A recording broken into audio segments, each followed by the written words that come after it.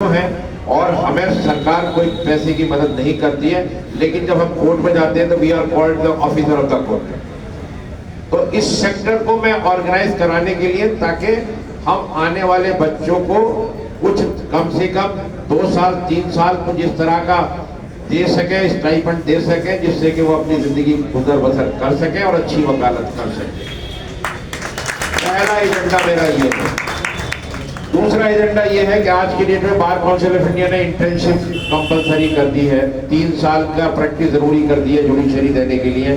हालांकि हम लोग बहुत लूज कर रहे हैं, कई अच्छे बच्चे होते हैं वकालत में चले जाते हैं, फिर वो पलट के नहीं जुडिशरी में नहीं आते, उन्हें 3 साल किसी तरह भी गुजार रहे हैं। उसके ऊपर हम लोगों ने एक काम कर रहे हैं अनऑर्गेनाइज बेसिस पे। तो हम लोगों ने किया है कि बच्चे जो आते हैं उनको इंटर्नशिप करा सकें, उनको जूनियरशिप कहीं जैसे करा सकें जहाँ पर पैसा मिल सके और अपनी जिंदगी गुजर बसर कर सकें।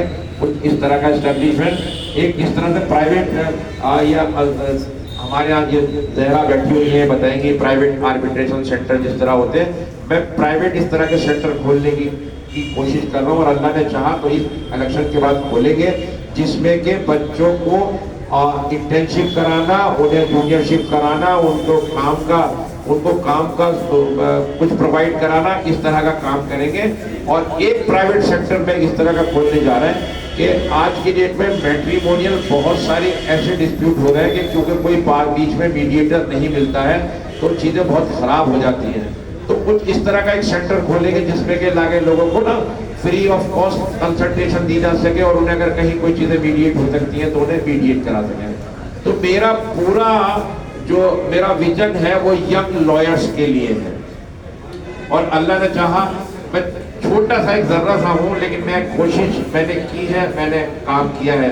मैं बता दूं कि पहले बार काउंसिल में बहुत सारी चीज़ें एक्सप्लॉइट की जाती थी यंग लॉयर्स को साथ में, तो मैंने उसको कोशिश की है कि उन तमाम चीज़ों को ख़त्म कराया जा सके। जैसे कि कई बार क्या होता था, किसी ने कंप्लेंट कर दी और अपोजिट काउंसिल ने नोटिस इशू कर दिया, मैंने वो तमाम चीज़ें बंद कराई हैं। जो ज़रूरतमंद है उन्हें इंडिजेंट कमेटी वगैरह से फंड दिलाना, जो बीमार रहे हैं उनको ट्रस्ट से पैसे दिलाना, ये मैंने पूरा काम किया है। और अल्लाह ने चाहा अगर इस बार में आया, मैं पहली बार में पहला शख्स था आपका अलीगेरियन जिसने वाइस चेयरमैन ही ले ली थी, वरना 25 लोगों के बीच में, क्योंकि अलीगढ़ से पढ़े लिखे थे, अल्लाह का शुक्र है पढ़ना लिखना जानते थे, डिसिप्लिन कमेटी का भी चेयरमैन बनाया गया क्योंकि वहाँ जजमेंट लिखते रहते हैं, बहुत सारी चीज़ें हैं। तो अब मेरी कोशिश ये है कि मैं अपने लोगों के लिए काम कर सकूँ। और अलीगढ़ तो मेरा घर है, मैं आपको बता दूँ मैं 6 साल अलीगढ़ रहा। अगर आज मेरी उम्र 60-62 साल है तो मेरे अलीगढ़ के 6 साल उस पूरी जिंदगी पर भारी है जो बाकी बची हुई जिंदगी। पहले मैं जीता था, हमारे बड़े भाई फुरकान भाई ने बहुत मदद की थी, एक आदमी को फोन किया था, आप लोग गए थे, वोट डाल के आए थे और मैं उसी एज से जीता था। और अल्लाह ने चाहा इस बार फिर जीतूंगा और ये है कि आपकी मदद से जीतूंगा। देखिए आपके पास में जो जिनका पहला इलेक्शन है बार काउंसिल का, मैं थोड़ा सा 1 मिनट लूंगा उन्हें बता दूं, उनके पास 23 प्रीफरेंसेस देने का राइट है। जिसको आप ज्यादा लाइक करते हैं फर्स्ट प्रीफरेंस देंगे, जिसको कम लाइक करते हैं फिर सेकेंड, थर्ड, फोर्थ, 23rd तक।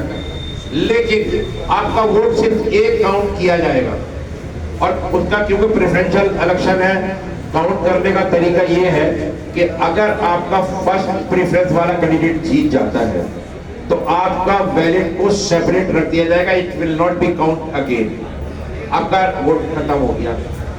अगर किसी वजह से आपका फर्स्ट प्रेफरेंस वाला कैंडिडेट एलिमिनेशन में आ जाता है, सबसे नीचे वोटों में आ जाता है, तो फिर आपका सेकंड प्रेफरेंस देखेंगे, फिर थर्ड देखेंगे, फोर्थ देखेंगे, क्योंकि प्रेफरेंशियल वोट का सीन है। 23 प्रेफरेंसेस आपको देने का राइट है, 2 सीटें इस बार ऑप्शन से कर दी है लेडीज के लिए। तो अब पोजीशन ये है कि आपने अपना प्रेफरेंस सही से इस्तेमाल करना है। आप अगर मुझे फर्स्ट प्रेफरेंस देंगे तो मैं लड़ाई में बाकी रहूंगा, तो सबसे आगे चल सकता हूं। आप मेरे हाथ मजबूत करेंगे तो इंशाल्लाह आने वाले टाइम में मैं आप लोगों के लिए जो मुमकिन हो सकता है मैं काम करूंगा। तो मेरा अपना ये है, मैंने काम किया है और मैं फिर काम करूंगा। और अगर मैं आपके सामने फुरकान साहब हैं, हमने इनसे यही सीखा है। अच्छा, ये हमेशा कुछ हम इनसे जूनियर थे, इनके भी कोई और सीनियर थे, ये शरारत कर दिया करते थे और डांट हम पे पड़ती थी। जैसे मीर साहब का इन्होंने किस्सा बताया कि पेस्ट की जगह इन्होंने कोलगेट लगा दिया था। तो अलीगढ़ की खट्टी मीठी यादें, लेकिन इस अलीगढ़ ने जो हमें दिया है, हम इसका कर्जा पूरी जिंदगी नहीं उतार सकते, ये तो तय है। लेकिन ये है कि जो सर सैयद का जो मिशन था, उस मिशन को थोड़ा सा आगे बढ़ाने में कहीं ना कहीं जो उनके जज्बात थे, मतलब जो गंगा जमनी तहजीब थी, हिंदुस्तान की हिंदू मुस्लिम दो आंखें थी, जो सर सैयद के ख्वाब थे, उसे कहीं ना कहीं पूरा करने की कोशिश करेंगे। 20, 21, 22 फरवरी तीनों दिन